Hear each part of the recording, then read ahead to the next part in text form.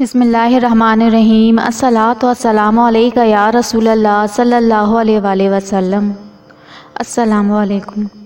مصر بر اعظم افریقہ کے شمال مغرب اور بر اعظم ایشیا کے صناعی جزیرہ نما میں واقع ایک ملک ہے۔ مصر کی سرحدوں کو دیکھا جائے تو مغرب میں لیبیا، جنوب میں سوڈان، مشرق میں بحر احمر، شمال مشرق میں فلسطین اور بحر روم شامل ہیں۔ آبادی کے حساب سے مصر دنیا کا 15واں دوسرا سب سے بڑا ملک ہے۔ مصر کے 7 کروڑ 88 لاکھ لوگوں کی اکثریت دریائے نیل کے قریب رہتی ہے۔ مصر کو عام طور سے ایک طلسماتی طاقتور بادشاہوں، دیوی مالائی اور قدیم اہرامی مصر کے تاریخ سے جانا جاتا ہے۔ مصر کی قوم قبط و عمالق قبیلے سے جس کا تعلق پہلے قدیم زمانے میں مصر کے بادشاہوں کا لقب فرعون ہوتا تھا۔ اسی طرح روم کے بادشاہ کا نام قیصر، ایران کے بادشاہ حبشی اور ترکوں کے بادشاہ خاقان کا لقب دیا جاتا تھا۔ مصر کے جتنے بھی بادشاہ گزرے ہیں ان میں حضرت موسیٰ کے دور کا فرعون سب سے زیادہ ظالم تھا۔ تاریخ کے حوالے سے فرعون کو بہت ہی ہیبت ناک پیش کیا جاتا ہے، لیکن سائنسی تحقیق کے مطابق فرعون ایک نازک اور زنانہ جسم کا مالک تھا۔ وہ چھڑی کے سہارے چلتا تھا کیونکہ اس کا بایاں پاؤں ٹیڑھا تھا۔ سائنسی تحقیق کے مطابق ہی ان کے والدین کا تعلق آپس میں بہن بھائی کا رشتہ تھا۔ ان کے شرمناک تعلق کی وجہ سے فرعون کی پیدائش ہوئی، جو اس کے تعلق اور خامی کی وجہ بھی بنی۔ فرعون کی تاریخ اور حقیقت کچھ الگ ہی ہے۔ فرعون کی عمر 400 سال تھی۔ اس مدت میں نہ کبھی وہ بیمار ہوا، نہ کبھی دشمن اس پر غالب آیا۔ وہ ایک پراسرار شخصیت کا مالک تھا۔ اسے فرعون اس لیے کہتے ہیں کہ اس نے خدائی دعویٰ کیا تھا۔ فرعون کی کیا کہانی تھی، کیسے اس نے نفسیاتی طور سے لوگوں کے دل میں جگہ بنائی، کیا کیا چالیں چلیں، بادشاہ کے قریب کیسے ہوا، اس مختصر سی ویڈیو میں جانتے ہیں۔ فرعون، جس کا اصل نام موسی بن ولید بن ریان تھا، ایک ظالم، جابر اور خدائی کا دعویٰ کرنے والا ملعون تھا۔ ایک دفعہ سفر پر نکلا تو راستے میں اس کا سامنا ہامون سے ہوا۔ دونوں کی دوستی ہوئی اور گہری ہوتی چلی گئی۔ سفر جاری رہا اور وہ دونوں ملک مصر میں پہنچے اور آگے سفر کا ارادہ ترک کر دیا۔ فرعون کے دل میں خدائی کا شوق پیدا ہوا تو اپنے دوست ہامون سے اس بات کا تذکرہ کیا اور پھر اسی کے مشورے سے لوگوں کی نظر میں معتبر ہونے کے لیے اس نے لوگوں کی مدد کرنے کی ٹھانی۔ ملک مصر کے بادشاہ سے دروغی مقبرے کی ملازمت لی۔ کرشمہ قدرت کے اسی سال وبائی مرض پھیلنے کی وجہ سے ہزاروں لوگ اپنی جانوں سے گئے۔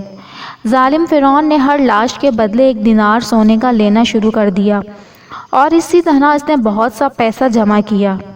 بادشاہ مصر نے اس پیسوں کے عوض اسے پورے شہر کی دروغی دے ڈالی۔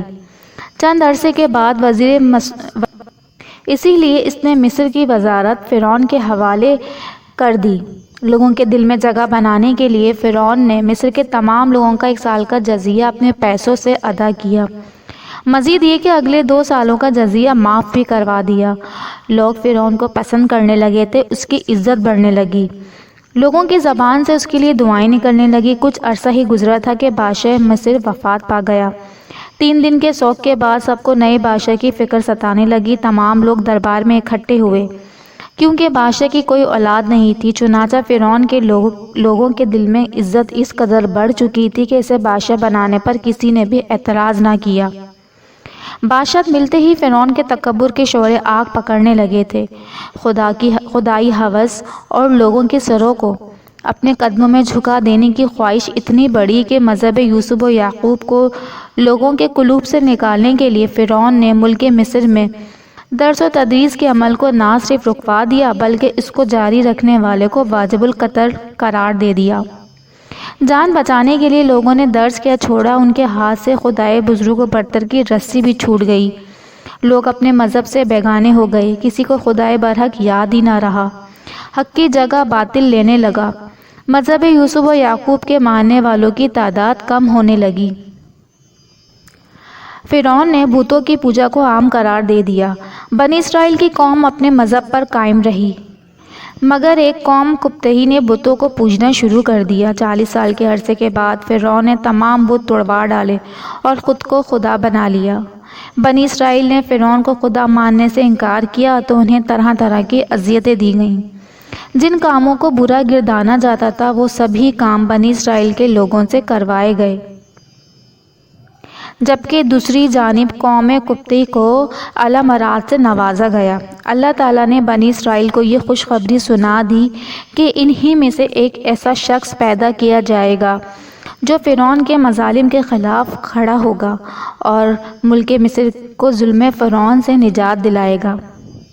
ادھر فرعون نے خواب دیکھا کہ 2 درخت عالم بالا میں گئے اور پھر سارا عالم ان کے زیر سایہ ہو گیا۔ جب صبح ملک مصر پر بیدار ہوئی تو فرعون نے سبھی حکیموں، دانشوروں اور جادوگروں کو بلوایا اور ان سے اپنے خواب کی تعبیر پوچھی۔ سبھی لوگوں نے متفقہ طور پر فرعون کو اس کے دیکھے گئے خواب کی تعبیر یہ بتائی کہ قوم بنی اسرائیل سے ایک ایسا شخص پیدا ہوگا جو تمہاری حکومت کا خاتمہ کر دے گا، جو تمہاری مملکت میں خدا کا پیغام لائے گا، یہاں تک کہ کل ملک کا میراث اور نعمت اس کے ہاتھ میں ہوگی۔ فرعون نے خواب کی تعبیر سنی تو اسے اپنا تخت و تاج ہاتھ سے نکلتا دکھائی دیا۔ جھوٹے معبود کے پیر اکھڑنے لگے تھے، خدائی کا دعوے دار خود کا مذاق بننے سے خوف کھاتا تھا۔ ظلم کی چکی نے پھر سے چلنا شروع کیا۔ حکم فرعون لوگوں پر قہر بن کر گرا۔ کتاب وقت کے اوراق پر ظلم کی ایسی داستان لکھی گئی جسے پڑھ کر پتھر پہ پگھل جائے۔ ملک مصر میں جہالت نے پر پھیلائے۔ فرعون کے حکم سے بنی اسرائیل کے ہاں پیدا ہونے والے ہر نومولود بچے کو موت کے گھاٹ اتار دیا جانے لگا۔ لوگوں کی آہیں سسکیاں فرعون کے تخت تک نہ پہنچ پاتی تھی، مگر ان سسکیوں نے عرش کا دروازہ ضرور کھٹکھٹا دیا تھا۔ حضرت ابو ہریرہ سے روایت ہے کہ نبی پاک صلی اللہ علیہ وآلہ وسلم نے ارشاد فرمایا، مظلوم کی بد دعا جو ظالم کے حق میں ہو بادلوں کے اوپر اٹھا لی جاتی ہے، آسمان کے دروازے اس دعا کے لیے کھول دیے جاتے ہیں اور اللہ تعالیٰ فرماتا ہے میں تیری امداد ضرور کروں گا اگرچہ کچھ تاخیر ہو۔ رحمت خداوندی جوش میں آئی اور آسمان و زمین نے دیکھا کہ فرعون کا غلام عمران کے گھر اللہ کا نور چمکا، جس کا وعدہ اللہ نے بنی اسرائیل سے کیا تھا۔ ظلم کی کالی رات سمٹی اور نئی صبح کے آفتاب نے 4 سو روشنی پھیلا دی۔ قہر کے بادل جھٹنے لگے، فرعون کی خدائی داغدار ہوئی، معبود بھرک کی جیت ہوئی، بنی اسرائیل سے کیا گیا وعدہ آخر کو سچ ہوا۔ حضرت موسیٰ نے ملک مصر میں آنکھ کھولی، کل کائنات نے دیکھا کہ حق کی جیت ہوئی اور باطل کو شکست